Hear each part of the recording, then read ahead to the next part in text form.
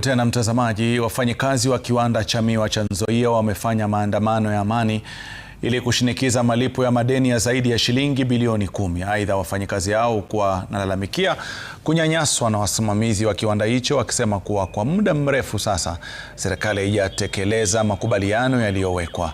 Wakiwalaumu baadhi ya viongozi serikalini kwa kufumbia macho swala hilo, wafanyikazi waliostaafu wamesikia vifo vya ghafla vya wenzao ambavyo wanasema vinatokana na msongo wa mawazo, wengi wakisalia kuwa wagonjwa.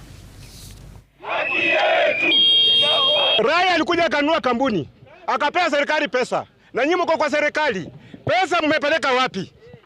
Mlikuwa hapa mkauza kampuni, pesa mmepeleka wapi? Sisi tunalia, tunataka hizo pesa zenye mmechukua mturudishie pesa zetu hapa, wafanyikazi wanaumia. Saa hizi ninavyoongea kuna watu 50 wamekufa. Na ile kifo wamekufa is one linked to hardship, depression, emotional. Hizo vitu zote zimewaumiza retirees.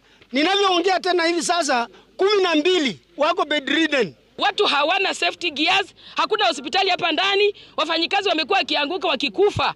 Sasa sisi tuko kwa shida, hatujui kama hii ni Kenya. Mambo mengi, hata Labor Relations Act haifuatiliwi hapa ndani. Employment Act imekuwa violated, harassment iko hapa ndani. Muhindi anatusi wafanyikazi. Na sisi mpaka wa leo hatujapeleka watoto shule.